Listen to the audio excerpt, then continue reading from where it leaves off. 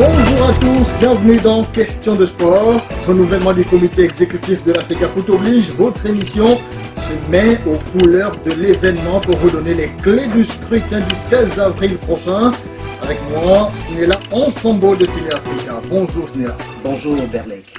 Pierre-Alain Mungengi, Dieudonné Ndumbu Likuni, Valérie Ondo, Désiré Meba, Jérôme Efonzolo ou encore Dieudonné Waï. Tenez-vous bien, les 6 candidats vont se succéder sur Radio Gabon pour expliquer leur projet, leur vision pour le football gabonais sur les 4 prochaines années.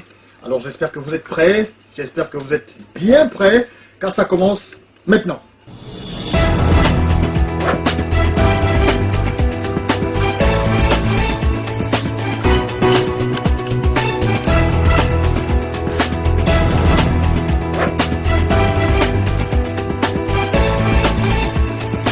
Ancien footballeur, ancien arbitre, ancien commissaire CAF, ancien vice-président de la Ligue nationale de football, président de la Ligue de football de l'Obu-Maritime entre 2013 et 2017, président du comité de normalisation de la FEGAFOOT de 2013 à 2014, fondateur de l'école de football Terre de Foot. Il a 57 ans. Le candidat Dieudonné Ndumbu Likuni est avec nous. Bonjour Monsieur le Président. Bonjour Berlek, bonjour Snella, bonjour à tous. Quand on a fini de dire tout ça, est-ce qu'il y a quelque chose à ajouter? Mais non, voilà, passionné de football tout simplement, oui. Y a-t-il, Monsieur le Président, un pan du football gabonais qui vous échappe aujourd'hui? Disons que je ne peux pas prétendre maîtriser tous les domaines du football, mais l'expérience que j'ai me permet de parler de tous les pans du football national. Vous êtes au cœur du football depuis l'année 1975 en tant que footballeur. Aujourd'hui, c'est presque un demi-siècle au cœur du football gabonais. 47 ans pour être plus précis, que vous côtoyez donc et gérez le football. Est-ce que vous pensez que vous êtes forcément un peu comptable de l'état dans lequel le football se trouve aujourd'hui? Ah, je ne pense pas être comptable parce que pour avoir passé on va dire 11 mois à la normalisation, mais bon, certains pensent que je suis indirectement comptable de la situation de ceux qui sont passés après moi, mais je ne me sens pas responsable et chacun doit assumer ses responsabilités. Voilà. C'était quelques questions préliminaires. Bien sûr, on va rentrer dans votre projet maintenant qui est intitulé Rupture, relance et succès. On voit ça avec Snella Onstombo. Président, votre projet s'articule autour de 10 axes et par de la création des richesses propres au football, au développement du football féminin. Alors, avant d'aller dans le détail de ces 10 axes-là, une première question que je voudrais bien vous poser. La signature de votre campagne, ou le slogan de votre campagne est le patriotisme et la passion au cœur du renouveau du football gabonais. Alors, faut-il être un bon patriote, avoir la patrie chevillée au corps pour penser être ou espérer être un bon président de la FEGAFOOT? Je pense bien que pour tout gouvernant ou pour tout dirigeant, quand on est à la tête des institutions, le patriotisme doit être la première qualité pour être au service de l'intérêt général. C'est toujours comme ça que je vis les choses. Après, il y a la passion qui s'ajoute dans un domaine comme le nôtre, le football. Et je pense que pour être un bon gouvernant, un bon dirigeant, il faut être habité de beaucoup d'esprit patriotique. Oui, Berlek, alors Président, le premier axe de votre projet, évidemment, est consacré à la création des richesses propres au football. Vous avez tenu à faire quand même un état des lieux par rapport à la situation dans laquelle se trouve le football gabonais depuis ces dernières décennies, en pointant un doigt sur l'essoufflement de l'État, des subventions de la CAF et de la FIFA jugées très limites. Et puis, comme projet, vous pensez mettre en relief le merchandising à hauteur de 600 millions de francs CFA par an, par exemple, des lignes de production scolaire, 300 millions de francs par an. Voilà. Et il y a également la fabrication des équipements sport pour les établissements scolaires, secondaires, l'investissement dans des projets autour des complexes sportifs de Libreville et de Port-Gentil, qui sont quand même deux centres névralgiques dans le domaine de la pratique du football de haut niveau dans notre pays. Première question, 150 000 accessoires des Panthères par an, floqués Kappa? Non, justement, non. En fait, il faut aller chercher l'argent là où il se trouve. C'est le partenaire actuel de l'équipe nationale. Hein. Mais moi, je ne ferai pas la même chose. C'est-à-dire que il y a quelques années, la FIFA, sur le Forward 1.0 à Dakar, avait recommandé aux fédérations de créer leur propre marque.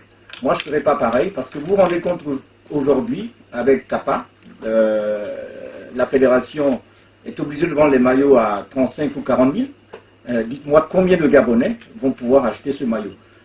Moi, je ferais le contraire, c'est-à-dire que mettre en place une marque propre à la fédération, sur un concours populaire par exemple, créer une marque nationale, une marque de la fédération, qui, dans ce cas-là, pourra fabriquer des maillots à la portée de toutes les bourses. C'est-à-dire que vous, quand vous êtes propriétaire de votre marque, vous pouvez fabriquer un maillot de 3 000, vous pouvez fabriquer un maillot de 5 000, de 10 000 ou de 20 000. Aujourd'hui, avec le contrat Kappa, le maillot il coûte 40 000.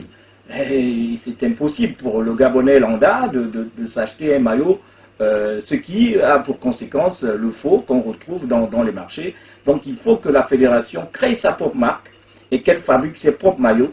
Elle sera alors libre de le fabriquer au prix de toutes les bourses de nos couches sociales. Donc c'est ça, dans cette approche-là, c'est cela.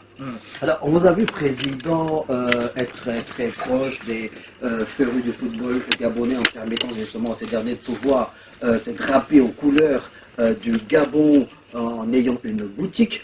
La Fédération gabonaise de football est sur le point d'ouvrir officiellement sa boutique. Qu'en sera-t-il avec Dieudonné Ndombo-Likoni? Cette boutique aura-t-elle un avenir devant elle, ou vous allez mettre la clé sous le paillasson, la fermer? Quel est votre point de vue? Non, mais nous ne vendons pas des produits estampillés Fegafoot. Nous vendons des produits Gabon, aux couleurs nationales. Au sein de la boutique de la Fédération Non. C'est-à-dire que moi, je n'ai pas l'intention d'aller vendre mes produits, mes polos, mes chemises estampillées Gabon à la Fédération gabonaise de football. La fédération aura son monopole sur les gadgets. Moi, quand je vous parle dans mon projet des produits scolaires, mais ce sera des produits Panthère, Fegafoot. Vous imaginez le nombre de jeunes Gabonais qui pratiquent le football. Mais la première tendance, c'est d'acheter d'abord un sac, ce sera d'acheter un sac Panthère. Moi, aujourd'hui, je ne fabrique pas j'ai pas l'intention, si je passe président, mais c'est la Fegafoot qui va lancer le concours pour qu'on crée une marque dans la population avec des artistes, des designers. Après, vous ne pouvez pas interdire à un privé de fabriquer un polo Gabon qui n'a rien à voir avec le polo Panthère. Parce que voilà, la nuance, elle est là. Moi, depuis 2012, on fabrique plutôt des gadgets, des polos Gabon, parce qu'on n'a pas que le football, on a les autres sports, mais on a aussi des fonctionnaires gabonais qui vont dans des séminaires à l'international et qui passent par nous pour être vêtus aux couleurs du Gabon. Et il y a des compatriotes, beaucoup qui vont à l'étranger, qui font des voyages à l'international, qui passent aussi par là, qui ne sont pas des férus de sport ou de football. Donc voilà, la nuance, elle est très importante de le signaler. Alors, Président, pour créer de la richesse, pour rester sur ce premier axe, il faut peut-être dépenser un peu moins. Aujourd'hui, on se rend compte que les équipes nationales vont beaucoup plus dans des hôtels qui coûtent assez cher, alors qu'il y a un centre technique dont la construction a commencé depuis des années. Dans quel état se trouve ce centre-là aujourd'hui? Et est-ce que demain, on peut penser que les sélections nationales vont avoir leur Clairefontaine à la gabonaise pour désormais se loger? Oui, mais peut-être pas au centre de télé. Moi, mon approche est différente. Je vais prendre le cas du Rwanda. Le Rwanda, il y a quelques années, a pris l'initiative de construire un hôtel, la fédération rwandaise, avec une partie de l'argent de la FIFA, une partie des privés et une partie de l'État rwandais.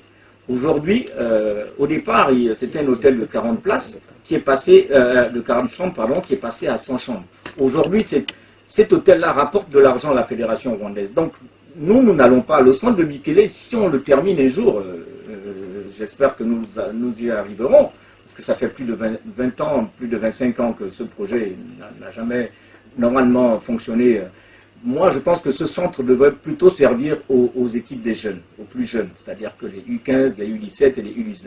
Mais pour les plus grands, pour les Panthères, l'approche n'est pas à ce niveau-là. Moi, je ne pense pas que le centre technique pourrait accueillir un jour, dans l'état que je vois, même si on l'améliore, les Panthères, l'équipe élite. Non. Nous, on a une autre approche, c'est d'arriver à voir, on a des hôtels on a des hôtels dans des stades, on peut les améliorer. l'approche n'est pas celle-là de mon côté. Président, on vous sent un peu, je ne dirais pas nostalgique, mais une petite pointe de déception quand vous évoquez Bikele. Qu'en répondez-vous à vos détracteurs qui disent que vous avez peut-être une part de responsabilité parce que vous avez géré la normalisation, que vous avez lancé les opérations de construction de ces stades-là? Il y a eu un flou en rapport avec l'entreprise contractante qui avait été choisie par vous sans passer par un appel d'offres. On vous fait régulièrement ce reproche. Que dites-vous à vos détracteurs? Vous savez, j'en rigole un petit peu, hein. Pour ceux-là qui pensent que je suis responsable de la situation de Bikele, je vais faire une petite, une genèse un peu de la normalisation. Quand nous arrivons à la normalisation, il n'est pas question pour nous de nous intéresser à Bikele. Mais les juristes de la FIFA qui arrivent pour faire un travail sur les statuts sont contactés par, à l'époque, le département du développement de la FIFA, en disant, mais tenez, on nous a dit que le centre fonctionne, est-ce que vous ne pouvez pas faire un tour? C'est entre agents de la FIFA que nous sommes, nous, obligés d'accompagner les juristes de la FIFA sur le site de Bikele. C'est à ce moment-là, ça je vous assure que je ne l'oublierai jamais, que j'ai vu dans les yeux de ce monsieur des larmes. Parce que, en conversation avec un autre, dont je tairai le nom, un responsable de la FIFA, mais le constat était amer parce qu'on avait on avait fait croire à la FIFA que le centre était fonctionnel. C'est à partir de ce moment que la FIFA nous a demandé de nous immiscer dans l'histoire de la construction de Bikele. On nous a recommandé de faire un inventaire de toutes les sociétés qui ont travaillé à Bikele et de voir quels sont les travaux qui avaient été faits. C'est à ce moment-là que nous avons été, malgré nous, obligés, malgré la charge de travail sur les statuts, nous intéresser à Bikele. Arrive un séminaire en décembre 2013 à Marrakech, au Maroc, où les présidents, les secrétaires généraux et les directeurs techniques étaient tous réunis par la FIFA. C'est à ce moment-là que nous avons échangé avec le responsable de développement de la FIFA sur le projet Bikele. Ils nous ont donné une réponse claire. Si vous, Gabonais, vous ne mettez pas un franc, nous ne reviendrons jamais plus sur Bikele. Parce que pour nous, on veut passer à autre chose. On ne veut plus entendre parler de ce projet. C'est comme ça qu'en janvier, après le quart de finale que nous avons eu en Afrique du Sud pendant le CHAN, nous avons eu un petit peu d'argent. Nous avons négocié avec les joueurs en leur donnant une prime qui était de 2 millions, 2,5 millions, je ne me rappelle pas très bien, et de consacrer une partie de l'argent pour relancer les travaux à Bikele. C'était la promesse que nous avons faite avec M. Mbanze à la FIFA lors de ce séminaire de décembre. Ils nous ont dit, mettez un franc de votre propre argent et nous reviendrons. Et c'est comme ça que nous avons réussi à obtenir, en décembre justement, en faisant promesse à la FIFA de mettre un peu notre argent, d'obtenir le terrain synthétique que vous avez aujourd'hui à Bikele. C'est la normalisation qu'il a obtenue. Ce n'est pas le comité qui est passé après nous. Donc, une fois, quand nous sommes revenus au Gabon de l'Afrique du Sud, mais nous avons fait appel à deux sociétés qu'on nous avait présentées, que moi je ne connaissais même pas. On a dit sans passer par un appel d'offres. C'est le reproche qu'on vous fait. Il n'y avait pas besoin de passer par un appel d'offres parce que c'était de l'argent à nous. Ce n'était pas une condition que posait la FIFA. Nous avons contacté deux sociétés que moi je ne connaissais pas. Moi j'arrive de Port-Gentil, je ne connais personne ici. Et la condition que nous posons à ces deux sociétés, c'est de pouvoir avoir un préfinancement de leur part. Il y a une qui travaille avec la SEG qui s'est présentée à nous. Nous nous sommes retournés du côté des travaux publics. Moi, personnellement, j'ai fait appel à un ingénieur de travaux publics pour analyser les deux propositions. Il y a une société qui n'avait pas les moyens de préfinancer. Il y a une autre qui avait les moyens de préfinancer. Nous nous sommes retournés vers celle qui avait les moyens de préfinancer. Et nous avons, en 2014, le bonus de la Coupe du Monde qui devait arriver. Et il était dit que ce bonus irait pour terminer Bikele. Donc les détracteurs, enfin ceux qui veulent savoir un peu ce qui s'est passé sur Bikele, parce qu'on a souvent pensé que les gens ont des mauvaises habitudes en créant des dessous de table, mais non. Le comité qui a été élu, après la normalisation, a fait appel à Bureau Veritas. Je renvoie les détracteurs et tous ceux qui veulent m'accuser d'aller vers Bureau Veritas. Ils découvriront que le rapport de Bureau Veritas a été sans ambiguïté possible. Le comité de normalisation n'a jamais gonflé les factures et nous avons fait reprendre, nous avons fait construire les 10 chambres qui manquaient du staff technique, parce que on a trouvé un soubassement dans l'herbe, complètement. C'est ce soubassement que nous avons construit avec les 30 et quelques millions que nous avons obtenus lors du CHAN en Afrique du Sud. Donc, moi, je n'ai rien à me reprocher dans cette histoire de Bikele. Vous avez donc été assez transparent sur le sujet et ça nous permet de basculer sur le deuxième point qui est donc transparence totale dans la gestion des fonds CAF, FIFA, État gabonais. C'est dans votre projet de société. La FEGAFOOT doit être une maison de verre, pas d'omerta sur la gestion financière. Elle est dans quel état aujourd'hui, cette maison? Dans quels matériaux? Écoutez, en 2018, après plusieurs rencontres avec le président actuel, le président Mungengi, j'avais accepté de repartir à la fédération. Et l'une des conditions que j'avais posées pour repartir, pour être dans le comité exécutif, en 2018, c'était la transparence absolue dans la gestion des fonds de la fédération, que ce soit les fonds de l'État gabonais, que ce soit les fonds de la CAF ou ceux de la FIFA. Donc, moi, je prends l'exemple du Ghana, qui a mis en place une commission parlementaire pour contrôler tous les flux d'argent qui rentrent et qui sortent à la fédération. Certains diront qu'on ne devrait pas avoir une émission de politique, mais c'est la fédération qui ira vers le Parlement pour avoir une chambre, pour avoir une commission qui va contrôler justement tous les fonds que nous allons recevoir. C'est ce que vous appelez commission parlementaire mixte de contrôle de tous les fonds du football. Voilà, moi je copie l'exemple du Ghana. Il y a quelques années, le Ghana a mis en place une commission parlementaire sur demande de la fédération, parce que c'est important de le signaler. Ce n'est pas le Parlement qui viendra s'immiscer dans, mais c'est nous, dans un souci de transparence, qui allons demander au Parlement de mettre en place une commission. Voilà, donc c'est un peu ça l'objectif, afin que l'on sache un peu ce que l'on fait de tous les milliards que nous recevons à la fédération. Avec une gestion opaque, vous le dites. Vraiment, aujourd'hui, elle est opaque. Elle n'est pas suffisamment... disons qu'on ne sait pas où passe l'argent. On ne sait pas à quoi sert l'argent. On ne voit rien, c'est-à-dire que sur le plan du développement du football, on ne voit pas grand-chose. Donc, quand on regarde les sommes, en opposition avec l'état du football, on se pose des questions. Mais bon. L'autre reproche qui vous est fait par ce que vous appelez vos détracteurs, hein, c'est situé autour de la modification des statuts de la Fédération gabonaise de football, avec notamment le retrait des clubs de deuxième division du collège électoral. Et ça revient assez souvent. Est-ce que vous vous reconnaissez là-dedans? Non, en fait, ça m'amuse complètement. C'est-à-dire que les gens inventent des choses dans mon dos. Mais rendez-vous compte qu'en 2013, il n'y avait pas de championnat national de deuxième division. Donc, il n'y avait pas de club de deuxième division. Monsieur Birinda, à l'époque, avec qui je collaborais très bien d'ailleurs, à l'époque... et qui est devenu plus tard président de la Ligue nationale de football. Non, il était président de la LINAF à mon époque. À l'époque où je gérais la normalisation, Monsieur Birinda, il y avait ce projet. Mais il n'y avait pas de club, donc c'est un faux procès qu'on me fait. C'est après que... Le comité exécutif qui avait été élu, c'était à eux de faire entrer les clubs des 2-2. Mais il y a quelque chose que les gens semblent ignorer, c'est-à-dire que la FIFA aujourd'hui tient à des équilibres au niveau des groupements sportifs. C'est-à-dire qu'un groupement sportif comme celui des ligues ne peut pas avoir une majorité absolue à lui tout seul. C'est ça le principe. Et c'est sur la base de ce principe-là que nous avons travaillé avec la FIFA en 2013 et en 2014. Et je tiens à rappeler que les statuts avaient été adoptés à 100% à l'unanimité par tous les délégués. Voilà. Mais à l'époque, il n'y avait pas de championnat de 2, donc il n'y a pas de club de 2. Axe 3 de votre projet de société, voilà, donc développement du football des jeunes, on voit ça avec Esnela Ange-Pambo. Avec la création souhaitée par vous, si vous êtes élu président de la Fédération gabonaise de football, la mise en place donc d'un championnat national U17 qui serait, je pense, financé à hauteur de 250 millions de francs CFA, l'échéance de lancement. Septembre 2022. C'est proche.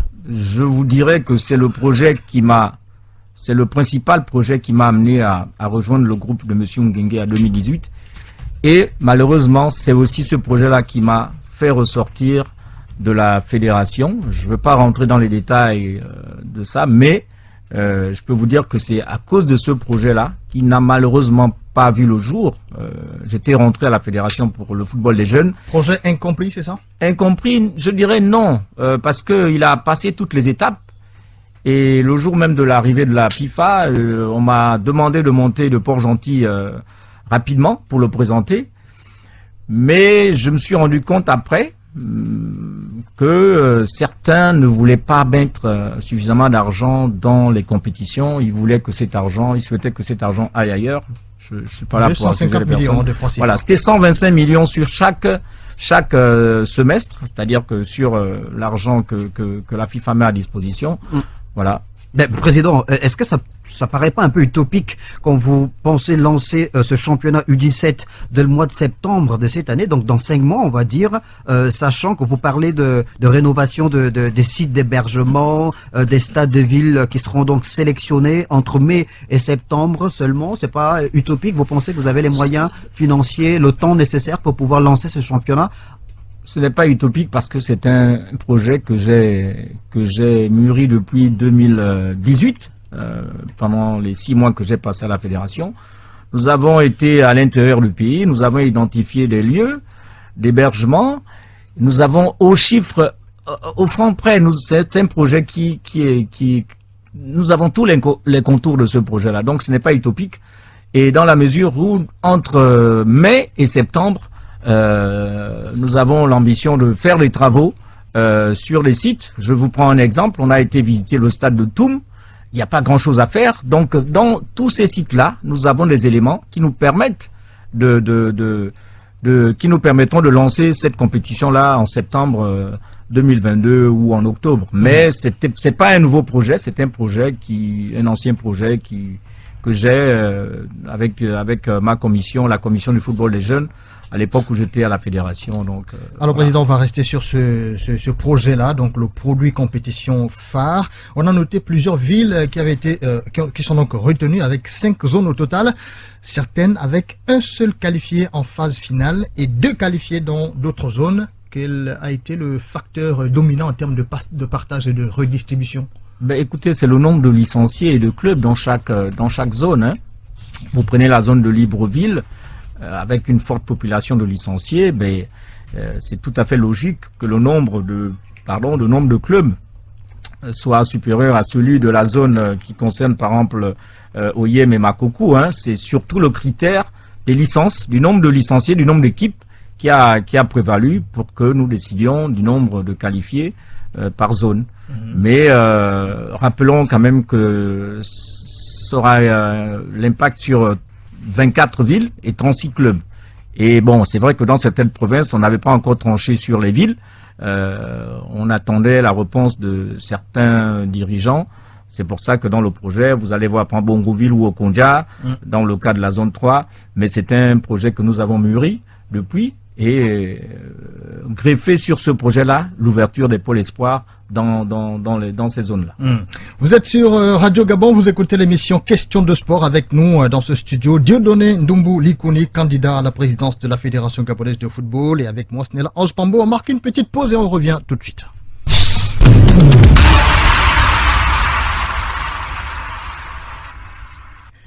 L'axe 4 de votre projet, Président Dieudonné Ndumbu Likuni, c'est la réforme profonde de la gestion des équipes nationales.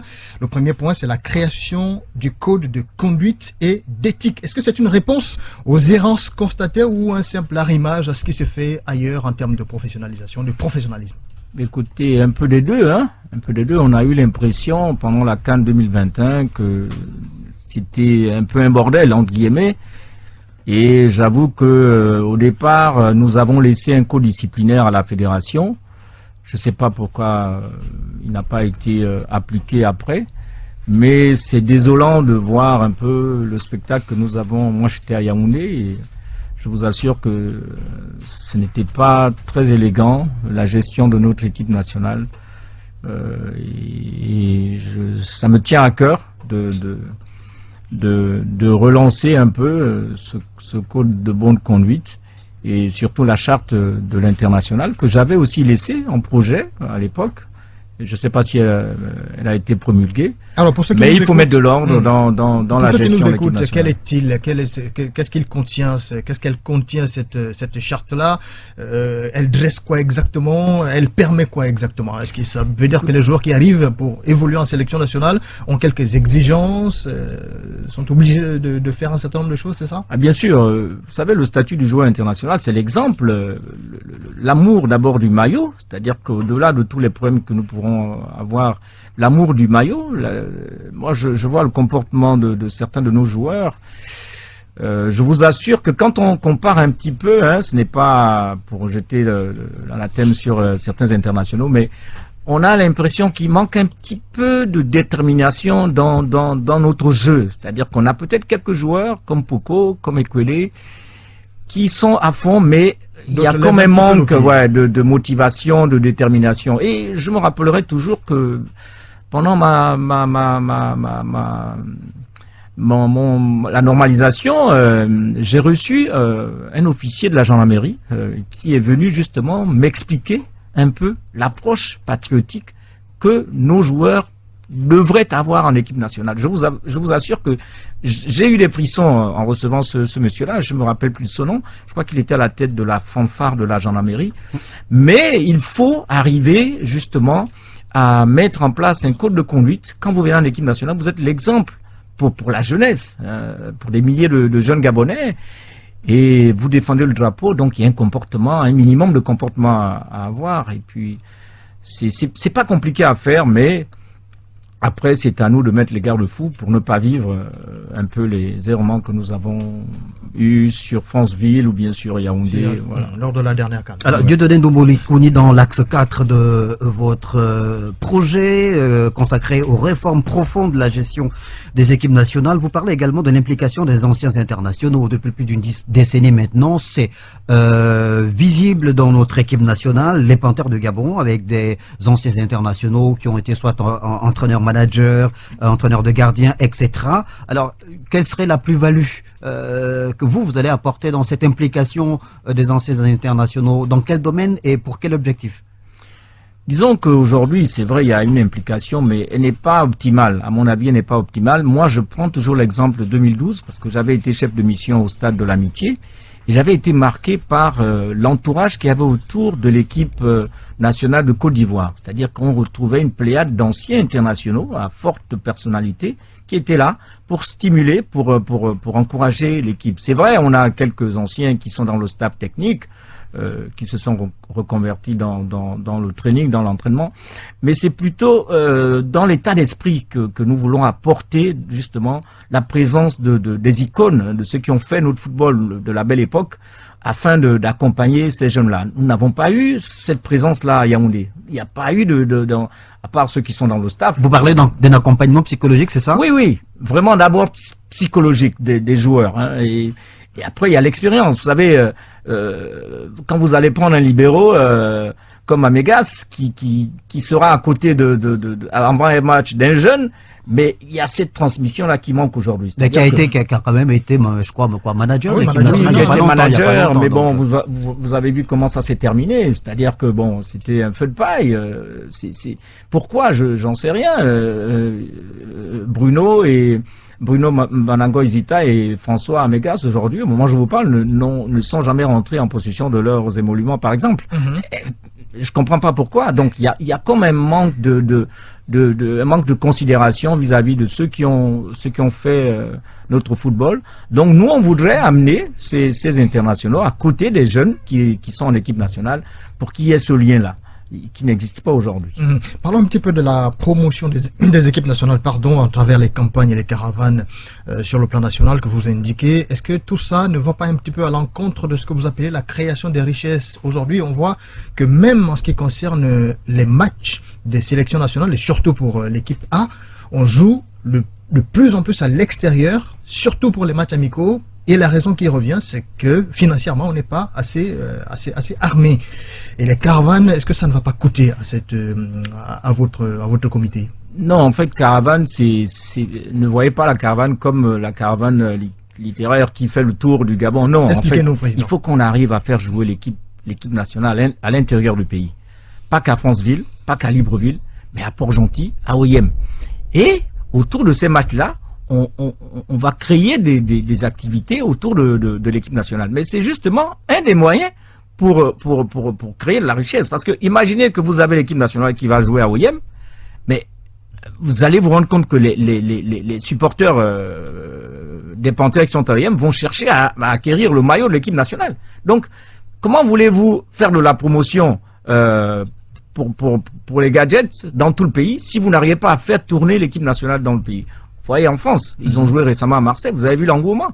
Amenez l'équipe nationale au OIM, vous allez voir l'engouement. Donc, c'est un peu ça que nous voulons faire. On voudrait que l'équipe nationale a joué dans nos stades, les stades que le président de la République, que le gouvernement a construit pour les deux CAN. Ça permet aussi d'entretenir un petit peu ces espaces-là? Ah, bien sûr. Quand je vous parle de créer de la richesse, dans le projet, je ne suis pas rentré en détail, mais l'investissement principal sera fait autour des stades qui ont été construits par l'État gabonais. C'est d'abord là, sur ces espaces, ces grands espaces, que nous allons, sous forme de PPP, donc partenariat public-privé, construire les premières infrastructures, les premiers investissements qui vont générer de l'argent. Donc on n'arrive pas à comprendre pourquoi depuis des décennies, la fédération n'a pas de projet commun avec les gouvernants, avec le ministère des Sports. Donc nous, la rupture, quand on parle de rupture, c'est aussi à ce niveau. Il faut qu'on arrive, on a les mêmes objectifs, c'est de développer le football, le ministère a les mêmes objectifs. Donc on ne sait pas pourquoi,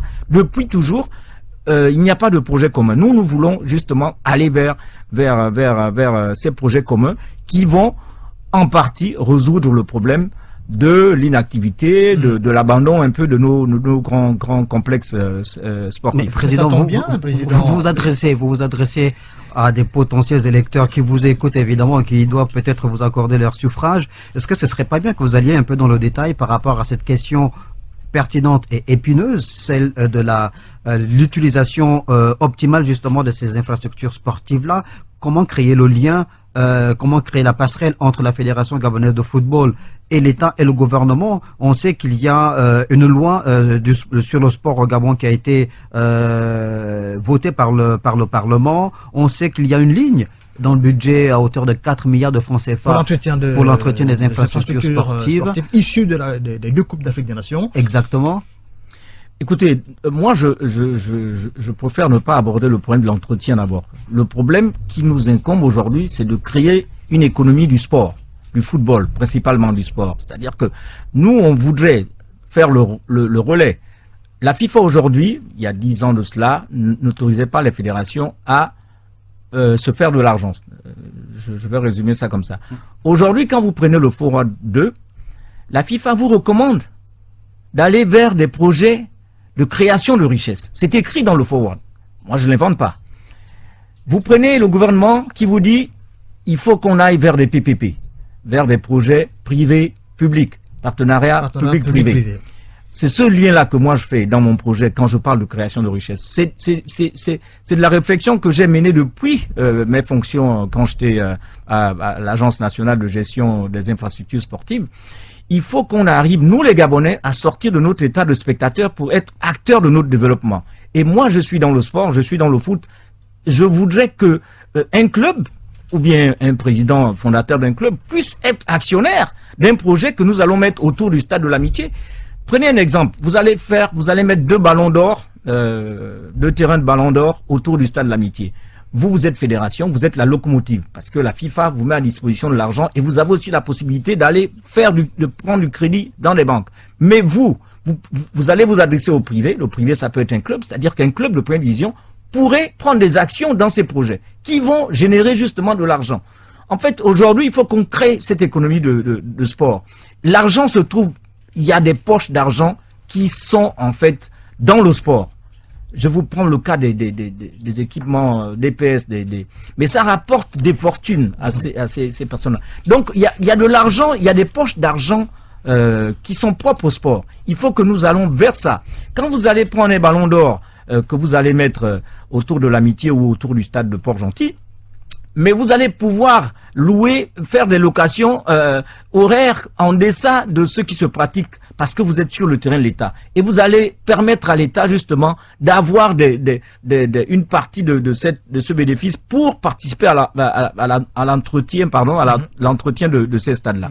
Donc c'est changer, la rupture, c'est d'arrêter d'être spectateur.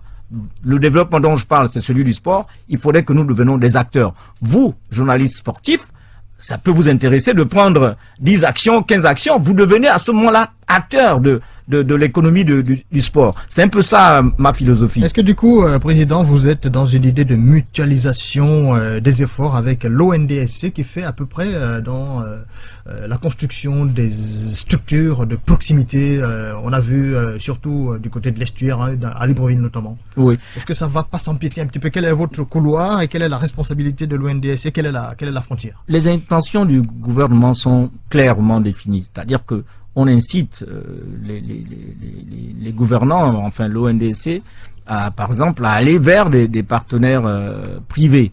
Donc c'est en fait ce que nous attendons de l'ONDSC et du ministère des Sports, c'est de jouir de ces espaces-là. Des espaces qui sont autour. La richesse des complexes construits pendant la CAN, ce sont les espaces qu'il y a autour de ces complexes-là.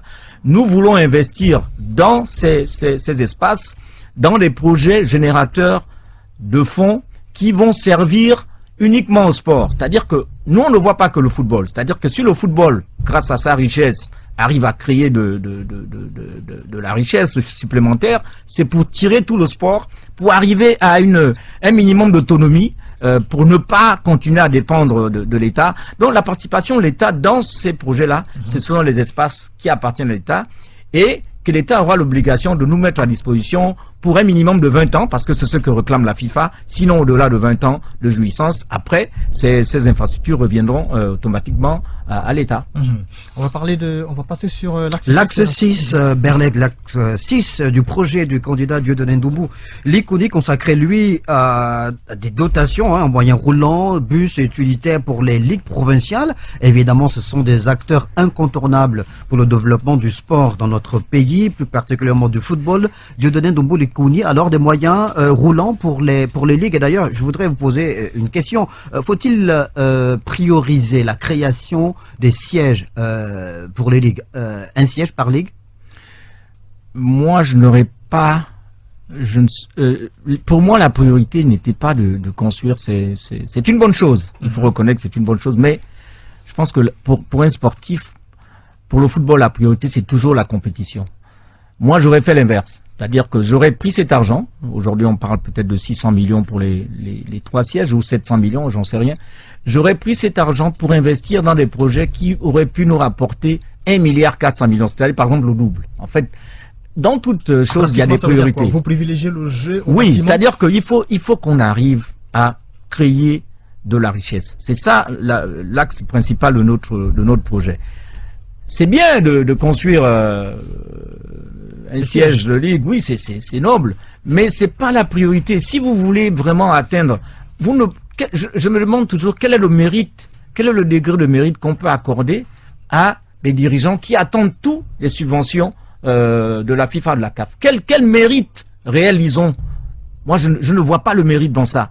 Il faut arriver à créer de la richesse. Il faut arriver à être autonome. À partir d'un certain moment, il faut dépendre. C'est vrai, on dit, aide-toi, le ciel t'aidera. Mais il faut d'abord dépendre de soi-même. Donc, moi, ma philosophie, c'est qu'on arrive à créer justement de la richesse. Maintenant, quand je parle des moyens roulants, vous savez, on n'invente pas la roue. J'avais été au Burkina, quand j'étais à la tête de l'équipe de U19, j'avais été au Burkina et j'avais été marqué par le nombre de bus qu'il y avait à la fédération du Burkina. Et je me suis rapproché du président, l'ancien président que je connais d'ailleurs très bien, et il m'a expliqué que ces bus servaient en priorité au transport des équipes professionnelles qui allaient dans le pays pour jouer le championnat national, en D1 et en D2, et à des prix 50% moins chers que les prix du marché burkinabé. Ce qui avait pour conséquence de générer de l'argent à la fédération et de réduire le coût justement du budget du championnat national. Donc c'est un exemple, j'en avais parlé au président actuel qui m'avait dit oui, mais c'est une bonne chose. Mais voilà, donc nous on voudrait mettre à la disposition des ligues, dans un premier temps, des bus. Et dans un deuxième temps? Et dans un deuxième temps, peut-être au club, c'est-à-dire que il faudrait qu'on arrive aussi à doter les clubs. Mais au-delà des moyens roulants, Monsieur le Président, ces ligues-là ont peut-être besoin, d'autres besoins à exprimer, par exemple du matériel de digitalisation, et ça fait partie du point 7 de votre projet, ou alors de la création des sites internet Oui. et des pages sociales pour valoriser leurs activités. Et là aussi, ça peut être un moyen intéressant pour attirer des partenaires. Oui. Et là, on c'est-à-dire est que- en parfaite harmonie avec la rentabilité que vous prêchez. Oui, vous savez, c'est parfois un peu prétentieux de dire qu'on va faire ceci, on va faire cela, si on n'a pas les moyens. Donc la première chose, c'est de créer des richesses et d'avoir les moyens pour après mettre en place nos actions. Donc il faut dématérialiser les licences aujourd'hui. C'est un projet, je ne veux pas tirer sur les autres, que j'ai laissé à la fédération. Nous avons, lors de la normalisation, envoyé 2 agents de la fédération au Caire pour une formation. Le problème que nous avons aujourd'hui dans ce problème de numérisation des licences, c'est que nous avons des clubs amateurs qui forment des joueurs qui malheureusement se font voler ces joueurs par les clubs professionnels parce qu'il n'y a aucune trace, et il n'y a aucune traçabilité nationale. C'est-à-dire qu'un joueur qui est en U17 à Chibanga doit pouvoir être enregistré à la fédération nationale, à la fédération gabonaise de football. Donc, il faut qu'on arrive à l'avantage aussi dans ça, c'est que les joueurs, on aura moins de triches dans les âges. Donc, c'est un projet que j'ai laissé en 2014. Malheureusement, il n'a pas vu le jour. On avait même commandé des ordinateurs pour toutes les ligues, pour ce projet-là. Après, je ne sais pas pourquoi il n'a pas vu le jour. Mais il faut qu'on arrive, et je vous assure, ce n'est pas compliqué à le faire, parce que la FIFA a justement des logiciels gratuits. Et là, récemment, c'est en RDC qu'ils ont installé ce logiciel de gestion domestique. Parce qu'il y a la gestion internationale des licences, mais ça, c'est une gestion domestique que nous devrons avoir afin de faciliter un peu justement et puis aider les clubs formateurs qui malheureusement se font voler à longueur de saison des joueurs parce qu'ils n'ont pas de preuves sur voilà. Alors, Président, puisqu'on est sur la jeunesse et parlons un petit peu de formation, et Snella va prendre le relais dans un petit moment, juste... Oui, Snella, allez-y. Dieudonné Ndomboli-Koni, autant vous faites de la création des richesses une priorité absolue dans votre projet, autant vous accordez également une place importante à la formation des jeunes, surtout à la formation des formateurs, des encadreurs des jeunes, en vous appuyant sur des partenaires extérieurs. Alors, quelle est la place de la direction technique nationale dans cette vision de formation des formateurs des jeunes encadreurs? Déjà, il faut une réforme totale de la direction technique nationale. On a l'impression que c'est le parent pauvre de la fédération. Je vous assure qu'on n'a pas de lisibilité sur le fonctionnement de la direction technique nationale. Et quand on parle de numérisation des licences, ça fait partie des réformes que la DTN, moi quand j'étais arrivé à la fédération, j'avais trouvé dans le bureau de monsieur Mbourounou un recensement de plusieurs jeunes joueurs dans tout le pays. Maintenant, bon, c'était manuel, c'était physique, mais je pense que bon, je suis peut-être pas la personne la plus indiquée pour parler de la réforme de la direction technique nationale, mais on a l'ambition d'essayer de reproduire ce que nous voyons chez les autres. Aller au-delà, c'est-à-dire qu'aujourd'hui on a l'impression qu'on a un DTN et non pas une DTN, c'est-à-dire qu'on n'a pas de direction technique nationale, ça se limite au directeur technique national. Effectivement, c'est le constat, hein. On a un directeur technique national, mais on n'a pas de direction technique nationale. Effectivement. Comment faire? Ben, il faut impliquer, vous savez, il y a plusieurs formations qui se font à la fédération, mais on a l'impression qu'on le fait pour du buzz, c'est-à-dire que on a plein de formations, mais à la fin, quand on se rend compte que tous ces encadreurs sont pour la plupart à la maison, c'est-à-dire qu'ils n'ont pas de club. Donc, finalement, à quoi ça sert de faire toutes ces formations? Moi, je me rappelle en 2013, en décembre, lors du séminaire de la FIFA qui regroupait les directeurs techniques nationaux aussi. À l'époque, c'était notre sélectionneur, monsieur Duarte, qui était à la fois sélectionneur et entraîneur, ce qui était déjà pas logique. Mais on a les moyens, c'est-à-dire que la CAF et la FIFA ont des recommandations. Je vais vous prendre l'exemple du séminaire de 2017, en juillet 2017 à Rabat, dans lequel la CAF recommande aux fédérations de s'appuyer sur les clubs pour développer le football des jeunes. Pas sur les sélections provinciales. Vous voyez, depuis 20 ans, on organise des tournois de championnat que la fédération, même actuelle, ou l'ancienne fédération à l'époque de M. Ngandas et de M. Ababé, qu'ils appellent championnat national. C'est-à-dire qu'on fait des sélections à la va-vite, on se retrouve à OIM, on joue, on se retrouve à la Mandé, avec des joueurs en général qui ont dépassé l'âge minimum requis. La CAF, depuis 2017, a demandé aux fédérations de s'appuyer sur les clubs et d'aller vers du partenariat privé. C'est-à-dire qu'on a l'impression que la fédération ne peut faire que à sa tête. C'est-à-dire qu'elle fait ce qu'elle veut. Mais non. Aujourd'hui, vous voyez, récemment, le ministère a signé avec le stade migovéen, le premier sport-études à Lambaréné. Mais c'est un projet que moi j'ai conduit, que la fédération aurait dû signer en 2019. J'ai été 2 fois travailler à Lambaréné sur instruction du président fédéral. Malheureusement, ça n'a pas abouti. Et je me réjouis aujourd'hui de voir que le ministère a récupéré le projet pour aider. Et ce sont les recommandations de la CAF. Le même ministère, évidemment, qui peut aider la Fédération gabonaise de football à donner plus d'étoffe à la direction technique nationale. Les directeurs qui se sont succédés récemment, José Garrido, même Raphaël Nzamba, font souvent, évidemment, le point sur les énormes difficultés qu'ils ont sur le plan des moyens financiers, des moyens matériels pour pouvoir justement mener à bien leur mission. Oui, mais justement, aujourd'hui, l'État n'a peut-être pas les moyens de soutenir la direction technique nationale, mais la fédération a suffisamment d'argent, parce que, attendez, on parle de football, on parle de compétition. On a l'impression que la compétition ne fait pas partie des objectifs de cette fédération. Il n'y a pas un grand projet qui a de l'impact sur le football. Il n'y en a pas.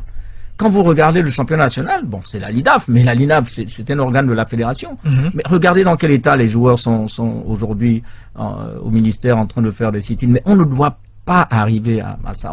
On ne doit pas arriver à ce genre de situation-là. Moi, je crois qu'il faut il faut reformer la DTN, après mettre à disposition de cette DTN suffisamment d'argent, suffisamment de moyens. Quand moi je vous parle du championnat national des U17, mais ça devrait être un projet de la DTN. C'est forcément par la DTN que ça va passer. Et vous avez bien fait de parler du championnat national parce qu'on va en dire un mot quand même si c'est un petit peu délocalisé du côté de la Ligue nationale de football, ça reste malgré tout une propriété lointaine, soit-il, de la Fédération gabonaise de football. Vous avez parlé donc d'un projet de réforme du championnat national. On sort d'une réforme là au mois de mai dernier. Est-ce que c'est une réforme bis, Monsieur le Président ? Écoutez, la réforme de trop. Les assises, moi, j'avais à l'époque dénoncé justement. Moi, j'ai jamais été pour ce genre d'événements, de manifs où les gens, beaucoup viennent un peu pour les perdièmes, ils viennent pas pour se creuser les méninges. J'ai jamais été pour ce genre de choses. À l'époque, je l'avais dit d'ailleurs à l'ancien ministre des Sports, Monsieur Billy Minze, qui m'avait rappelé à l'ordre quand j'avais critiqué un peu cela. Mais moi, je préfère une task force de 10 compatriotes qui viennent de manière bénévole réfléchir sur. Moi, quand je regarde un peu la situation actuelle, ben nous ne sommes pas sortis de tous les problèmes du championnat que nous vivons depuis, on va dire, 4 ans, depuis que l'État ne met plus suffisamment d'argent. L'État en a mis des milliards depuis 2012. Quelle direction ces milliards ont pris? Ça, il faut l'audit que le ministère a diligenté récemment. Je pense que c'est insuffisant. Ça veut dire que vous n'accordez aucun intérêt aux recommandations nées des assises du nomade? Non, je ne le dirais pas ainsi, mais je pense qu'on n'a pas creusé suffisamment. Le problème réel, c'est le financement du football. C'est-à-dire qu'aujourd'hui, on dépend trop de l'État. Et je crois qu'il y a des solutions pour amener des groupements économiques à investir dans le football professionnel. Et moi, à l'époque, c'est vrai, il y a quelques clubs à forte identité aujourd'hui. Mais si vous voulez ramener du monde au stade, par exemple, il faut qu'on ait des clubs à forte identité. Il faut qu'on ait Mounadji Swansea, il faut qu'on ait Stade Mombé. Je dis pas qu'il faut abolir les clubs qui sont là présents, mais il faut qu'on arrive à trouver le moyen de ramener les gens au stade et qu'on arrive à trouver l'astuce pour que le spectateur, le supporter devienne acteur. Mais au bout du compte, président, c'est que pour rester en première division, on doit avoir des performances. On a bien vu les Aigles de Belinga dans le Guevindo, on a bien vu Mounadiu 76 et du côté de la Nyanga, on a vu Stade Bombay et ainsi de suite. Mais ces clubs n'ont pas forcément prospéré en première division. Oui, mais c'est la gestion et puis la mauvaise gestion des finances aussi. Et je pense que quand je parle de la réforme du championnat national 1 et 2, moi je vois une mutualisation des moyens, c'est-à-dire qu'on aurait les moyens à minima de l'État gabonais, on aurait la fédération qui a suffisamment d'argent pour apporter sa contribution et aussi impliquer les socios, entre guillemets les socios, mais les groupements économiques. C'est-à-dire qu'aujourd'hui... Mais qui ont besoin des allègements sociaux, des allègements fiscaux, pardon. C'est vrai. Qui n'existent pas encore aujourd'hui, même s'il y a l'existence de la loi sur le sport. Il faut mutualiser par secteur. Je vous prends un exemple. Sur Port-Gentil, dans mon projet, j'ai pris 2 exemples sur Port-Gentil. Vous avez trop d'exemples sur Port-Gentil? Non, parce que bon, je vis à Port-Gentil, c'est juste pour édifier, oui, mais ce n'est pas c'est juste pour édifier les électeurs et puis le monde sportif. Vous avez le Stade Mondial aujourd'hui qui dépend de la mairie de Port-Gentil, la municipalité. Mais aujourd'hui, Port-Gentil, c'est la ville pétrolière. C'est-à-dire qu'à Port-Gentil, c'est vrai que une société pétrolière aujourd'hui ne serait pas peut-être intéressée à elle seule d'aller soutenir un club. Mais si vous prenez les 4 ou 5 sociétés pétrolières qui sont à Port-Gentil, ça ne coûtera pas grand-chose à ces sociétés d'être ensemble pour supporter. Et le Stade Mondi pourrait devenir les pétroliers de l'île Mondi. En fait, c'est dans ce genre de choses. Vous allez à Mouila, vous avez Olam, qui est dans l'agriculture. C'est-à-dire que en fait, il faut amener les opérateurs économiques à mutualiser leurs efforts pour aider le sport. Ça va pas être facile que Total Gabon ou que Sogara ou Perenco voilà, supportent ou bien soutiennent financièrement. Mais si vous allez vers ces sociétés, on a déjà fait l'approche. Moi, j'ai fait l'approche depuis 2019. Ce projet que je soumets aux électeurs et au monde sportif, c'est pas d'hier que je l'ai. Donc moi, je pense qu'il faut aller vers une mutualisation. Il faut pas compter que sur l'État. Et à mon avis, il faut aussi peut-être aller vers le semi-professionnalisme. L'avantage avec le semi-professionnalisme, c'est que à la fin de leur carrière, ces joueurs pourront facilement intégrer ces sociétés. Il faut être réaliste. On ne va pas. Il faut être réaliste. On va vers le professionnalisme, c'est bon, mais il faut tenir compte de notre réalité à nous. On est un petit pays et aujourd'hui, on va pas s'accrocher sur les caisses de l'État, voilà. Et ces championnats-là, ce sera un championnat dont le couloir sera exclusivement réservé à la LINAFP? Mais écoutez, après c'est au club de décider. C'est vrai qu'il y a quelque temps, il y a eu un débat sur la LINAF, enfin la fédération peut-elle organiser les championnats professionnels? C'est un débat qui est là. Moi personnellement, je n'ai pas d'avis tranché sur la question. Je sais que dans certains pays, il n'y a pas de ligue nationale et c'est organisé par la fédération. Par exemple, c'est le cas, je crois, au Burkina ou dans d'autres pays. Mais par exemple, en RDC, il y a une ligue nationale. J'ai pas d'avis tranché là-dessus. Après, il faut arriver à réduire les charges. Là, j'entends des gens parler de mettre en place une ligue amateur, une ligue. Tout ça, c'est pour créer de la charge supplémentaire. Il y a moyen de faire autrement avec moins de structures administratives pour arriver à. Monsieur le Président, on arrive presque à la fin de cette émission, mais on ne va pas sortir de là sans dire un mot sur le football féminin. Rapidement, vous êtes un acteur majeur du monde du football. Quand vous jetez un coup d'œil sur ce football-là, féminin-là, c'est mieux que rien ou c'est pire que tout? Je ne dirais pas que c'est pire que tout. Je dirais que c'est mieux que rien, mais ce n'est pas assez. Le football féminin se joue surtout à Libreville, dans l'estuaire et dans le nord aussi. Moi, ça fait partie des échecs lors de ma présidence à Port-Gentil, quand j'étais président de la Ligue. On n'a pas réussi à redynamiser, à relancer le football féminin parce que à cette époque-là, dans plusieurs équipes, il y avait une forte population de lesbiennes. Il faut dire les mots comme ils sont. Et on avait donc du mal. Il a fallu une période de toilettage pour que la présidente qui est arrivée après relance le football féminin dans le Gaume-Maritime. Mais je pense que le championnat scolaire et universitaire devrait être soutenu. Et quand je parle de faire des projets communs, je suis d'avis, personnellement, je pense qu'on devrait s'appuyer sur la base, sur le football féminin, il faut aller vers des projets communs.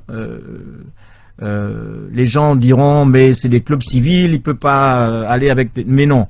Il y a quelques années, à l'époque où les Bruno Manango étaient des minimes ou des cadets, Elf Gabon à l'époque, je pense qu'ils n'avaient pas encore changé de nom, avec 4 équipes minimes.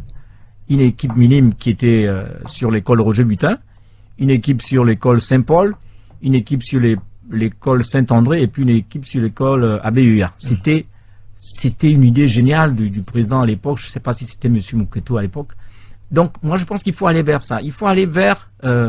il faut financer, il faut que la fédération finance le football féminin en passant par les scolaires avec le championnat scolaire et universitaire. La fédération ou la Ligue nationale dédiée au football féminin?